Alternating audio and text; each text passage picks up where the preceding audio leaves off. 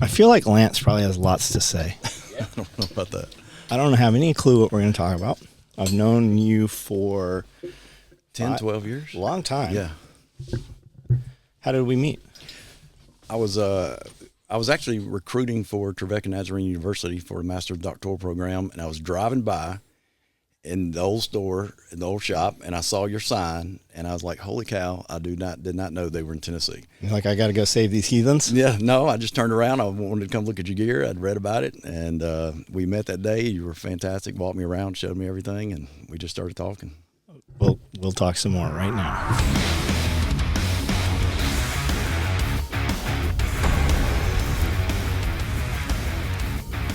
What's up, guys? Compound Coalition. This is my friend Lance Sherer. We are here at Self-Reliance Festival. This is our 6th.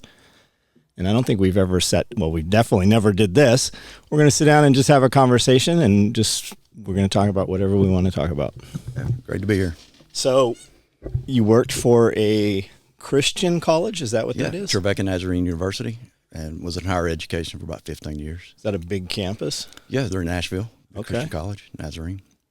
So I don't really put, I guess I do. I don't know. I didn't used to put Christian church, guns, gear, and tactical stuff. Yeah, I've always loved guns, and grew up in the South, and so. Did you ever feel like you needed to hide that, or did you disclose that, or you just kind of did what you did? No, I just did what I did.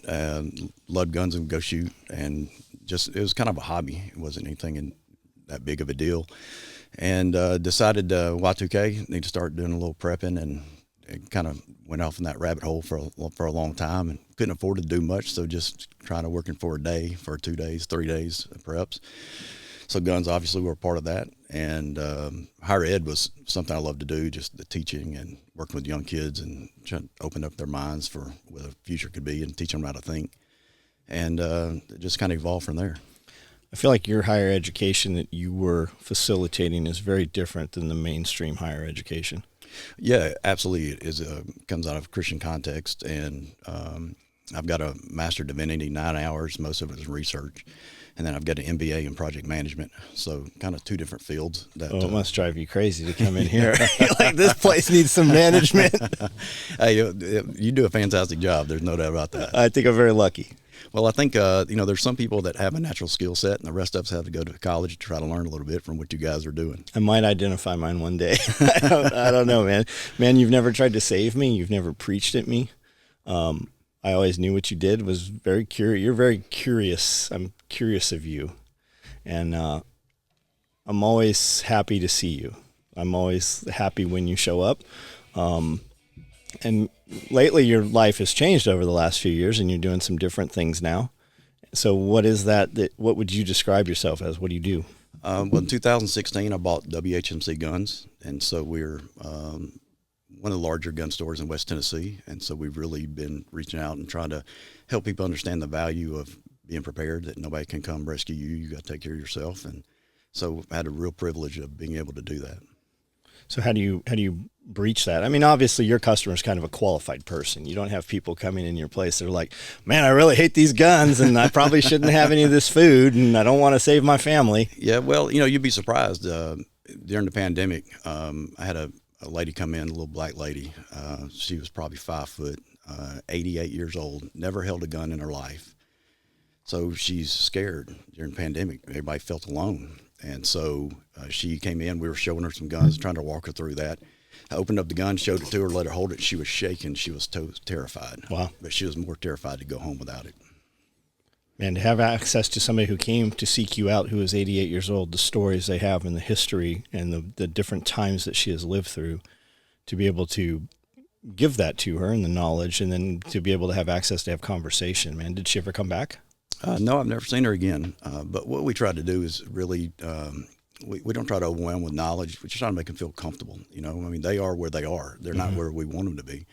But our job is to take them there and just gently lead them and point them in the right direction, try to give them some things that they can go home and think about. And you're really trying to create a hunger more than trying to answer all those questions. Do you have a lot of people that just kind of come in all the time and just hang out? Oh yeah, it's the new barbershop. You know, Yeah, it really is. Yeah, that's a good way to put it. Yeah, you know, guys literally every week, we've got guys every single day come in and go, man, I had a bad day today. I just wanted to come to the gun shop. I just needed to come and smell this. Yeah, we want to create community, you know, where people can, it's a place they can enjoy and look at some of the history of the guns and, you know, some of the older firearms and just talk about nostalgia, you know, the good things, memories of them growing up with their fathers and grandfathers, being in the woods and things that mattered most to them. Community, man. You said community, and everybody now says community, right? I'll sit and talk with people. I'll introduce guys to people, and they'll talk about community and have no idea that, like, that's the man in the industry, right? Yeah. These guys are the top in their industry. We've said for a long time, Scully and I were like, we should do like a man camp, you know? And I'm like, Travis Haley and Chris Costa and James Yeager and all the guys, I'm like, we should do this man camp. And they're like, I'm on. What do you want to do? I'm like, nothing guns. Yeah. Like we can have the guns. You guys can do gun stuff, but I mean, I want to have Travis Haley talk about, you know, paramotors and Chris Costa talk about, you know, water recovery, or just teach kids how to do tie downs, change tires. Yeah. I mean, I have these young men that come in here and they watch the videos and they're like, we want to come work for you. And man, I do everything I can to be like, you do not want to work here. So you're really pre-qualified if you show up and you're like, hey, take the truck out there and do this, and they can't change a tire. Or, hey, have you ever tied down a load? And you go look at the load and it's not secure. They just simply don't know. We have lost that. I remember, you know, as a young child, my parents got divorced and we would go to church, and we had a program called the Good Shepherds, and it was kind of akin to like the Boy Scouts, right? I never went to the Boy Scouts, but all those programs they did, I'm sure some are still there, but they're not there like they used to be. It was very common when I was in 4th, 5th, 6th, even 10th grade, that Boy Scouts were there. They were happening at the schools after school. And it's non-existent now, man. They have no interest. Kids do not know how to be outside. And I say that, I mean, your kids, my kids obviously do. But I meet 25, even here, right? I'm going to have a conversation with 25-year-old kid, 30-year-old kid. And you're like, man, this kid would get eaten in the woods. Like, Yeah. And then I talk to a 6-year-old and I'm like, man, this kid's like got a business. Like, how old are you? Like, oh, you're homeschooled. I see what's going on here. It makes a difference. You know, it's amazing how many young men don't know how to be men. They've not had men in their lives. That's investing it. in them. Yep. And so, you know, women do a great job at mothers. I was a single dad for a while, and I realized that I was a terrible mother. I was a good father. And so, you know, there are some important components to that bring to the table to holistically teach a person how to live. And so, you know, unfortunately, a lot of these boys are growing up in homes without fathers teaching them how to be men. Mm-hmm. So why do you think that's happening? Our culture works against having an intact family. I mean, Yes, it does seem very much planned. Yeah. So, you know, you can't have a strong culture without a strong family. I mean, the family is the first part of that culture. And if you break that culture, then you can destroy the rest of the culture. So that's been the intention. So how do we go about fixing that? Well, I think helping people understand the value of trust. And, you know, marriage is not to make us happy. It's to make us, what we would say, holy or whole. Mm-hmm. And so marriage rounds us out and it civilizes man. And so without that marriage, men don't have that instinct to restrict themselves. And so I think marriage helps bring that out in men. Yeah, you have to have a female partner, right? There, you have to have somebody there to be what you are meant to be, right? To be all the way there and have something. You know, when I was young, right? Survivalist, we can live in a ditch and eat rats, and as soon as you have a baby there, you have your wife there. Your wife can go out hiking and you can go do your things. But when you got a 6-month-old crying baby, like that all goes out the window, right? Yeah, life changes. And we go from survivalist to prepper, right? And I think the ultimate goal of a prepper is a homestead. And how do we fix this? You hear the big guys like Tim Pool and everybody talking about, well, community, right? We have to have children, right? The culture, to fix the culture war and change the culture, we need to have children. And really what they're talking about is just how things were 50, 60 years ago. If you look at an Amish family, right?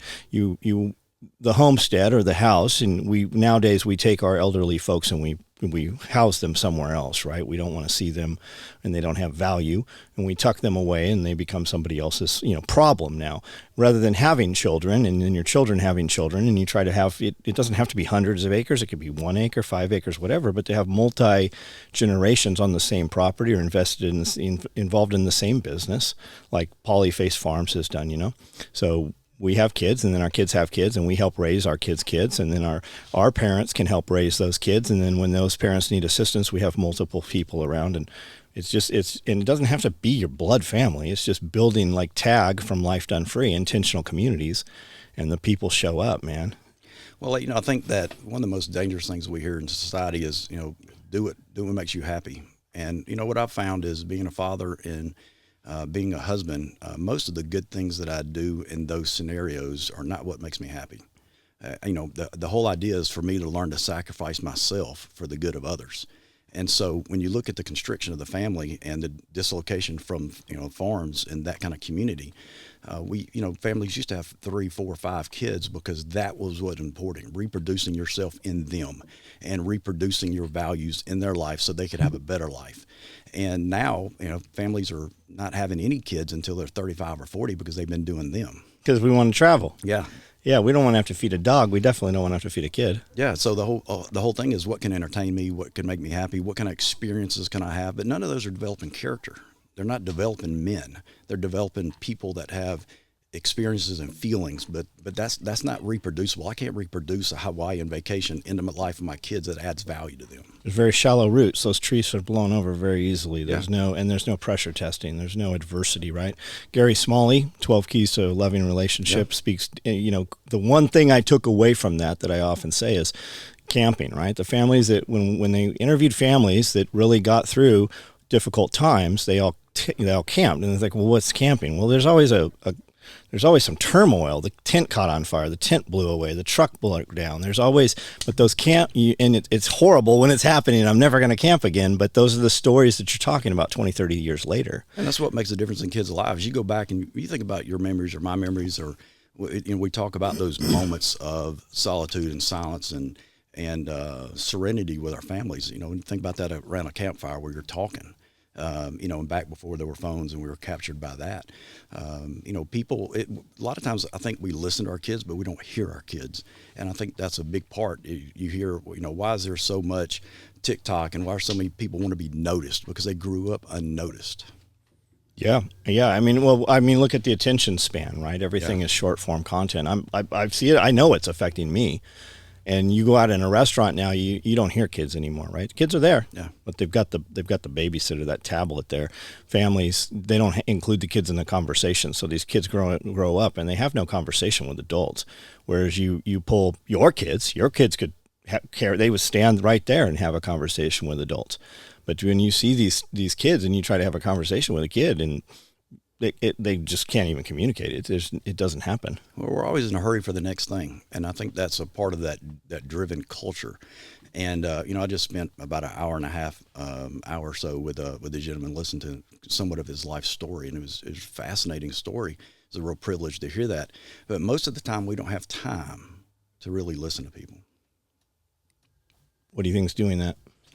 Well, I think it's that short content. We're driven by that not even 30 seconds to a minute anymore. It's 5 seconds. It's 8 seconds. It's 10 seconds. And then there's, flipping to the next thing and next thing and next thing. And it's that dopamine, just looking for that next rush. Exactly. Yeah. The dopamine hit. Yeah. I used to do a morning video and I could go 10 minutes and then they made it 5 minutes and that was extremely difficult. And now we're down to 90 seconds, man. And in 90 seconds, I'm like, I can't even speak the sentence. I don't even have the sentence out in 90 seconds. Yeah, I saw it. We had a great conversation with 4 or 5 guys for hours last night, and I even caught myself picking this thing up, man. It's very recent that I actually turn it off and don't even have it in the room. We're starting to kill the Wi-Fi in the evening. I sleep better. I don't know if it's imaginary or not. I feel like, what do you think about it? It seems like there is an attack on the church, right? It's been demonized. You're not supposed to have a relationship with God or a higher power. And I feel like it's not about, well, maybe it is, right? Maybe it really looks, if you look at the broader picture, whether you believe in God or Satan or anything. It looks like Satanism, right? That's what is happening around the world. Like that would be a good explanation for a lot of it. But I feel like the infrastructure of the church, that structure, the 10 Commandments, right? We don't need thousands of laws. 10 pretty well cover it. Yeah, we can't even do that. But let's attack that. So, and I feel like it is so that we can give you something else that you have to latch, or even so that you're wayward, right? You're adrift without a keel, it seems like. Well, and it's all about utility. We're working away from personhood and having relationships with people who have an identity, and it's all about what can you do and what can you benefit me from with, and so I think that's the real challenge, is finding a way to really be human. And what does that look like? And the church, there's always something we worship. And so the church is being replaced by the church of government, the religion of government. Mm-hmm. And that's really the religion of control. When you look back at education, Greek classical education, slaves were given skills. People were taught to be good as citizens. And so there's a well-rounded education, art, history, languages. And so it taught people how to be citizens. And so our higher education and K through 12 no longer does that. You can't even teach people how to do math anymore. And so it's amazing to me how many kids, when I was teaching, I would teach research classes, and I would literally have to teach them how to write a five-paragraph essay. They did not know how to do that. They didn't know how to construct any kind of quality sentence. And so good writing requires good thinking, and they were unable to do that. What do you think the solution to this is? I hate to say it, but I think it's going to be pain.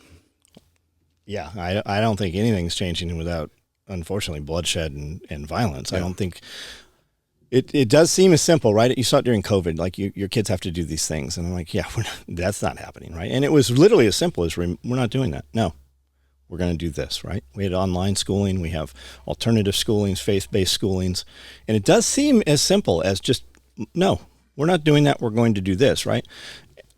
And I don't understand why more people, well, I do. It's the built-in babysitter. I wholeheartedly believe, split the system, split the family. We told the ladies, the women in the 60s, 70s, you're of no value if you don't go and earn your income. And I believe that was actually a plan. But it does seem as simple, from talking to hundreds of people who have said here even, that just plugging your child into this instead of this. And that does seem to make it all go away. It literally is just like, no, it's a complete sentence. We're not doing that. I was working with a kid. I was at a college and working with a kid in his freshman year, and he flunked out, and he got in a lot of trouble. And his mom came in, and she was really upset and said, my son was struggling, and I sent him here because I thought you could help him. And I said, ma'am, I can't fix in 1 year what you took 18 to mess up. And so that's the difficulty, is how can we reconstruct these lives that have been broken? And, the reason I say pain, whatever form that is pain clarifies priorities. And so pain forces us, it strips away all the fantasies. Hey, text me, pain, what was that? Pain?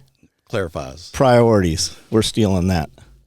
So that's why we can't get back to what's important until all the other false things are stripped away. And it's going to be pain that separates us from that. If we turn this off, my world looks pretty good. Yeah. Like Israel and Ukraine, right? Yeah. Why do I know it? Because of this. Yeah. 2 years ago, I went to Colorado on a men's trip, and we were up in the mountains, and it was one of the hardest things I'd done in a long time. And we were just walking, carrying a 55-pound pack. And before we started, I had to take off our watch. I had to leave our phone. It's the first time I'd been without those maybe all of my adult life. And it was very unsettling, and they didn't tell us when we were going to stop. They didn't tell us how far we were going to go. We lost all control, and we just marched. And it was absolutely one of the toughest things. I mean, literally for hours, I would be going, you can take one more step. Like, you got one more step in you, because I wanted to quit. But when did that cease? When did the desire to look at the phone or not have the watch? Well, when you're hurting, you don't care about your phone. Got it. So I literally did not have a thought about my phone until I was sitting by the campfire going, oh man, I went all day and didn't look at my phone. It was absolutely, you didn't want to leave. I mean, you just recognize the serenity that you can experience when you're in those kind of moments. I was being a jackass, and I had my phone sitting on the razor, and I just went did a bunch of round, and my phone, I couldn't find it. And then when I finally found it, it had been run over several times.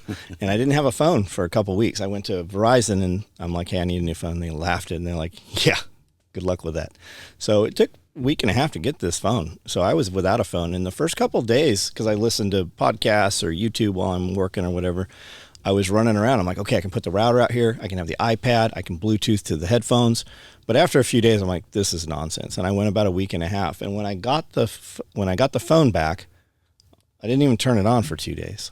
But once I turned it on, man, it sucked me right back in there. And I'm cognizant. I'm telling you, I am addicted to this. I used to listen to content that was 30 minutes long, and now I'm 15-minute videos constantly, and I'm 5 minutes in. I'm like, oh, what else is there? What else is there? What else? Well, we don't want to dive deep anymore. We just want to hit the surface and a lot of content, a lot of real superficial, changing the subject, but there's no depth. There's no developing the character of that information. It's that lack of roots, man. Those trees are getting blown over. Yeah. So what's actionable? I think it's actionable is sitting down literally and writing down your priorities. Like, what's important to me? You know, you go into a restaurant and you look at a family of 3 or 4, and none of them are present. They're all on their phone. And, you know, dinner time used to be a time where the family got together and we talked about the day. And we relived good experiences. We talked about tough things, and you know, the fathers and mothers were teaching us how to live, because that was the time where we had the moments to separate ourselves from the world. It was just us. We were a unit at that moment, and dinner was sacred. And now it no longer is. We're just 4 individuals sitting at a table. But not you. I fall in that trap too. You know, my wife is much better about me. You know, she's like, "Hey, put your phone down." You know, I saw you guys at lunch when we were there. I didn't notice any phones out there. Well, we try to, but she is so much better than me because I've got a one-track mind, and it's easy for me to just start thinking about something. And men are not naturally designed and lean into relationships, and so we have to have that partner that says, "This is what's important." Well, we're built to protect them, right? Yeah. And they're built to nature and nurture our children. Yeah. And they nurture us too, you know. So we've got to be willing to surrender some of that autonomy to say, you know what, you're right. I'm going to listen to you. You matter to me, and you have good ideas about what's healthy for us. And I'm going to set these things that are important to me aside so we can do really what's most important. It's awesome, man. What else you got? Well, you know, I think that when you think about the bigger picture, what's going on in the world today, and we've got to think about, you know, what does it mean to be really prepared? And I think that we think in bullets and food and guns and those kinds of things, but really structurally as a family, what does it mean? What does it mean spiritually and mentally and physically for me to be ready for the difficult moments that are going to be ahead for us? And really identify that and make it a priority. You know, they want us to be distracted, so they're going to be throwing all kind of things in that distract us. But you have to have something written down in your mind, heart, and even on paper that clarifies what does it mean for me to be ready. You know, I think there's a lot of people that are physically ready. I think there's a lot of people that are not. But I think very few people are really ready for that spiritual kind of journey that's going to be ahead of us. And how do I remain human through difficult times? How do I remain the kind of man that I want to reproduce in my son? That when he lives on beyond me, that I can smile and know that he's carrying on the best parts of me. What are those best parts that I want to reproduce? It's not in a side-by-side. It's not in a new truck. It's not in a new gun. What are those things in me that I want to reproduce in the people around me? And I think very few people know what is that in them, and they don't even know how to become that. And they've become so disappointed in their own life and their own limited capacity to do that they've given up. And I think now is the time to go back to say, we have some promises, and for me as a Christian, we have some promises that can help me become the man that I didn't think I could be. And there's some resources there to do that. So how do they begin that journey? Where would you tell somebody listening is like, maybe, yeah, I like what he's saying. What would you have them do? Well, you know, we used to go to our grandfathers, right? Yeah. I mean, that was the source, and our fathers, and so many of us don't have that kind of privilege. And so I think, you know, getting involved in a local church or getting involved with men who have lived well and identifying those men that have lived well, not listening to men that are successful. I mean, that's good. But when I used to try to raise money, what I found is there were a lot of men that were successful and they thought that was the epitome, and now they had all their money and they were trying to figure out how to be significant. And so what does that significance look like in contrast to success? And I think that men need to pour themselves into that significance. You can have both, but that significance is what endures. That money's going to go away. It's going to be lost. Somebody else is going to have it. Somebody else is going to have my guns and cars and houses. But in the end, what is it that's going to carry on in the people that my life has touched? How many children have you raised? I've got 3, and then when I got remarried 5 years ago, I got 2 more. So, do you have any in the house still? Yes, I've actually got 4. I've got a mentally challenged adult son, and then my daughter, thankfully, still living with me. She's 21, and then I've got 2 young ones that I'm raising, 10 and 12. Right on, man. And your kids have gone out and they're leading their lives, and they're continuing your family name. And yeah, my oldest son is working in federal law enforcement and was in military, K-9 SWAT. But he really gets it better than I do. It's amazing to me the kind of father that he is. He's got a 1-year-old child, and he's taken some of the best things from me, which may be few, but he said, I want to capitalize on that. But and he's intentionally reproducing his life and his love and his wife and his son. You got any conspiracy theories? They're not conspiracy if they're true, are they? So, I think that when we look at just the big movements in the world today that used to, they were conspiracy, but unfortunately they're out front now. They're not even hiding them by and large. And so when you see the things that are coming out with COVID, when you see the things that are coming out, just the big movements in nations today, there's so much confusion. So in the end, on the conspiracy theory side, I think I suspect of everything. I forget. I wish I could remember that black comedian that's like, if you don't think the government lies to us, they got millions of people. I've got one son, and I lie to him all the time. Right. So, I think that those conspiracy theories are there. But in the end, I was telling my son this other day, I said, no matter what happens tomorrow, my life isn't changing. Like, I'm living today in a way that's going to allow me to endure in whatever context comes forward. So my life's not changing. And so we have to live in a way that whatever pain is stripping away, those fundamental issues in us, the fundamental values are carry on as if nothing else happened, because those things are already important to us. Why do you think they're not trying to hide them anymore? Because I don't think that as a culture, they have stripped out so much morality. I wish I could remember the author, but he said, I don't care who writes the laws of the nation, I can write its songs. And so whoever writes that that entertainment value has more influence over song than laws do. Laws used to teach us what's valuable and what's moral and what's good and what's right. What are the expectations of a society for us to become good people, to live in the context? The framework. Yeah. They weren't to be bent. Yeah, and now, it's all characterized as being colonialism or something else. And so they want to strip out literally every single good thing that makes men able to live in a context that create a healthy society. They're stripping away all those foundations. Do you think it's been a very long plan over decades or hundreds of years to get to this point, or do you think they just stumbled across it? Well, I think it's the same plan that's been in place for since Eve ate the apple, but I think it's cyclical, and so I think that cycle comes through, and we'll get to this place, and there'll be so much pain that we go back to moral values, and then there's a move in that culture to say we've got to be good men, we've got to build good men and have good culture, and so we strip away all those things that we're deluded by, and then over time that begins to erode. Do you think we're in the end times right now? I don't know if we have enough. Every generation's thought they were the last times. I don't know. But for me, I want to live as though it is the last times, because it is my last time. So this is the only time I've got. And so I think every single moment we have to live in a readiness stage. And so it doesn't matter if that comes in my life or my kids' lives. If I live in a way that represents what that is going to require, then they're going to be ready and I'm going to be ready. I say all the time, I'm 52 years old, and every year of my life there's something that was going to destroy us, right? Y2K, right. Mayan calendar, take your pick. But at the end of the day, here we are, right? And I think a lot of it is designed to keep you in a state of fight or flight, that fear, that cortisol, so that you can't rest and you can't operate, right? If we can get you to spend every $20 every week that you have extra to buy some trinkets, you're never going to build anything bigger than that. And I think a lot of it is by design. It's also fun. It's what do I buy? What do I get? What do I have? Right. But we don't like the water straw guy. Like the guy was going to, do the Appalachian Trail with a water straw. Maybe you should try drinking through that first. Right. we all we all laughed when he said that, Well, life straws are good, but I don't want to live with one, Yeah. So if somebody's in Tennessee, where do they come and see your store at? How do they find you? We're in Humboldt, Tennessee, WHMC Guns, and we've got classic firearms, rare collectible firearms, and we carry ARs, all the black guns and pistols and hunting shotguns. We're an old-fashioned gun store, so we carry a little bit of everything. We have people come from all over the country to see our collection, and would love to see them come by. So I've never heard you say it, but I've heard many people say that this is arguably the best gun store in Tennessee. Well, people are very kind. We've been there since '72, and I think there's a reason for that.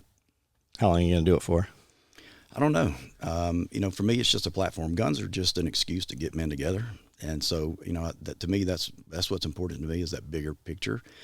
I've not been able to invest in it in the last 5 or 6 years because we've been building the business. But in my heart of hearts, I want to be able to launch that into something that's more significant. I mean, I love guns, but in the end, there's just that draw in me that there's something much more important than that. Would you come and be a part of something that we're doing? Absolutely. I don't know what that is, but I feel like we need to do something. And the truth is that I'm not going to put the framework in place to do it. And I know that you could do that. I'd be happy to help in any way that I can. I mean, that's important, getting back to identifying not just skill sets, but moral values that can sustain a culture.